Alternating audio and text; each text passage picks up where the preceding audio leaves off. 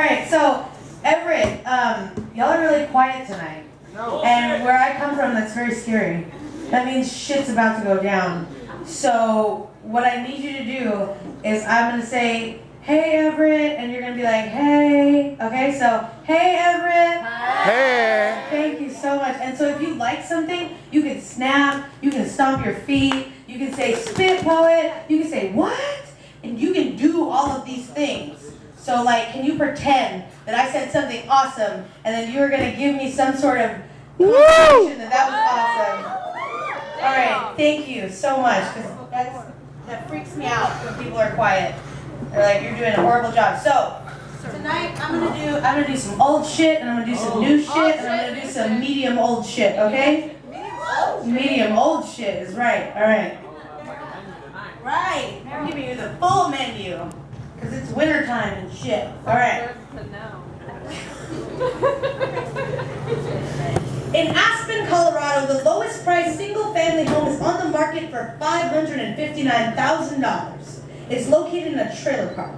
So while I'm delivering pizzas, kissing hands decorated with diamonds bigger than the holes in my pockets for a $2 tip, adding that to my $8.67 an hour, hoping that the total of today's smiles might add up to something resembling my rent, someone in Aspen, Colorado is slumming it in a trailer that weighs more than the paychecks that I've seen in a lifetime.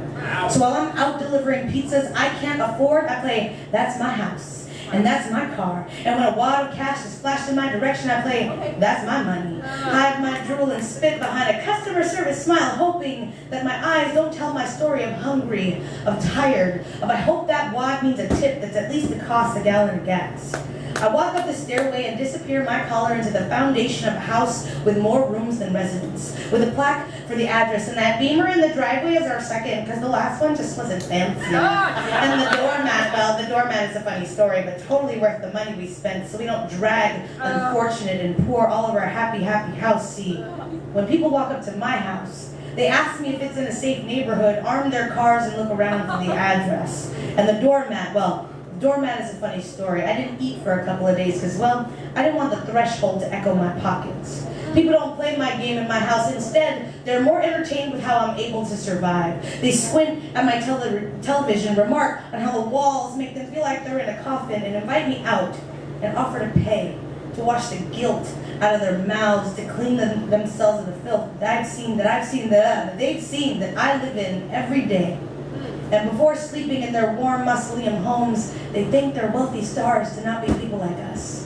People like us that work overtime all the time, that spend 2 days at home and call it a vacation, that have no idea what 9 to 5 means, and the only office we know is the one we clean. We don't know the right people because they never wanted to meet us. Because while everyone was out networking, we were working, mastering the art of yes sir, of have a nice day, of how to hold ourselves back from grabbing a customer by their dry clean shirt and saying, "No, it's not your fault I hate my job. It is your fault for forgetting that I'm human." People like us are human.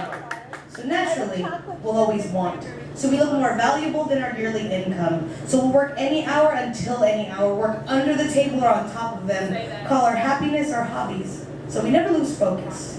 So go ahead, don't date us because we don't have a real job. Build your condos on the borders of our neighborhoods to remind us of our goals, to remind us that we'll never have enough, but just enough to keep sleepwalking in this American-made dream.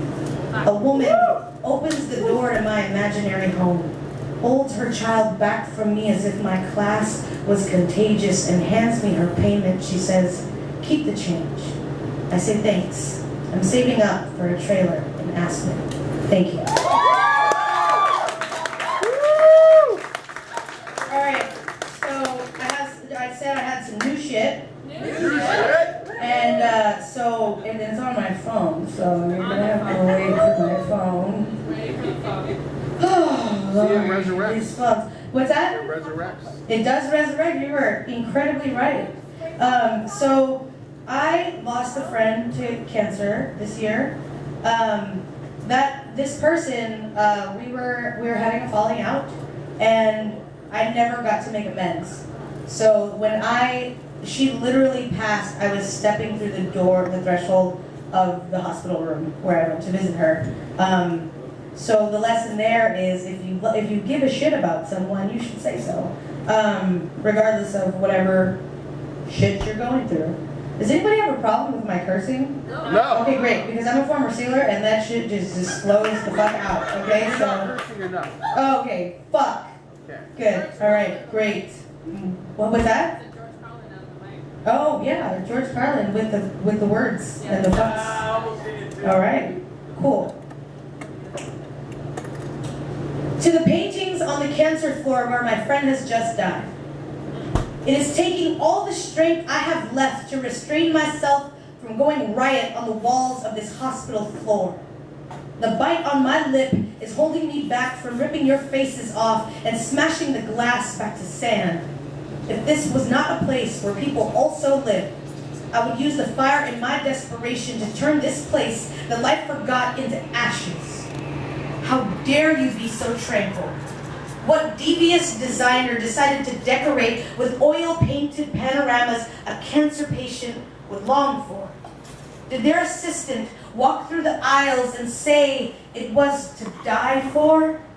Your color schemes are so tasteless, my palette dries up like the artist that painted you. Did you watch when they removed her tongue? You didn't let her hold those tree trunks whispered onto your background. You didn't let her claw your creaks when they stamped an expiration date on her speech. You have no right to call yourself radiant. You have no right to call yourself radiant. You can't say shit like radiant on this floor, like beautiful, like hope lives somewhere around the corner, be bruised and blue, like her nail beds, like her body, like the mortuary that won't come quick enough, like the bags under the eyes of her sister who hasn't slept in years.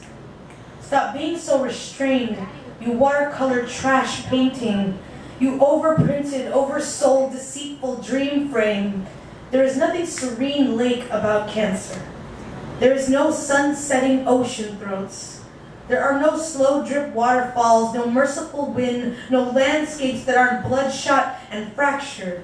Cancer is a disease that pulls tomorrow out of our mouths. There is nothing peaceful about this mourning painting. Stop mocking my grief with your surreal beauty barns, your ungarbaged creeks, flowing fields like a full head of hair, like life is somehow beautiful, as if any of us outside this building can feel what you are sweating out of your frames. Go back to your hotel lobbies and dentist waiting rooms. There is no need for you here. Thank you. Woo! Yeah! No, it's my man David Johnson in the house. David Johnson. So David Johnson requested this poem, that I do this poem. And so, this one's for David. Good shit. Alright. I'm at the hardware store, but I know that I'm not supposed to be here. The men that are supposed to be here have sawdust leaking from their pores, paint stains on their pants, and buy beef jerky, and drink Mountain Dew, and build decks in their backyards on Sundays. They cannot bring themselves to describe me as a lesbian because lesbians are characters in pornos, look good in skirts, have Rapunzel hair, and are pleading to be saved. The dyke that just walked in does not really exist. They cannot make their mouths cave in to call me woman, because why would a woman strap down her breasts like that? Look awkward and full in shirts made for strong shoulders and narrowing torsos. A woman, a real woman, doesn't look like that. Until they realize that it just might be true. That female parts might be still hiding in these size 40 jeans, that I am nothing but a pseudo-she, a deformation of woman and man. Do you know what it feels like to walk in an aisle of eyes that are disgusted, scared, and pity you? Do you know what it takes to be the woman that mothers pray their children don't become? A man is eyeing me in the lumber department. I can see his macho swell in my direction. He does not know why, and neither do I, but he needs me to know that he is a man. He'll offer his help for no good reason, need 100 times the amount of the product that I want, scowl in my direction if I reach for it first. He needs me to know that he is a man, and I am not.